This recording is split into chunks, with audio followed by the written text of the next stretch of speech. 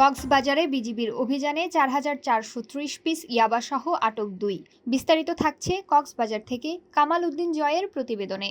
কক্সবাজারে পৃথক ২টি মাদক বিরোধী অভিযানে ৪,৪৩০ পিস বার্মিজ ইয়াবা ট্যাবলেট সহ ২ জন আসামিকে আটক করেছে বর্ডার গার্ড বাংলাদেশ।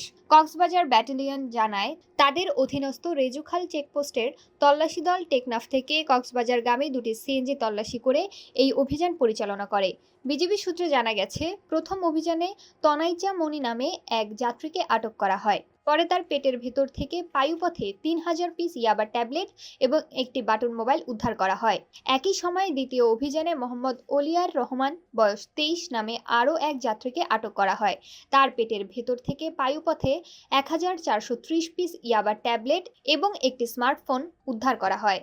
কক্সবাজার ব্যাটালিয়নের অধিনায়ক lieutenant colonel SM. Khairul Alam এ তথ্য নিশ্চিত করে বলেন, বিজিবি সীমান্ত সুরক্ষার পাশাপাশি মাদক ও চোরাচালান প্রতিরোধেও কঠোর অবস্থানে রয়েছে। ভবিষ্যতেও এ ধরনের অভিযান অব্যাহত থাকবে। আটককৃতদের বিরুদ্ধে আইনানুগ ব্যবস্থা গ্রহণ করে সংশ্লিষ্ট থানায় হস্তান্তর করা হয়েছে বলে জানায় বিজিবি।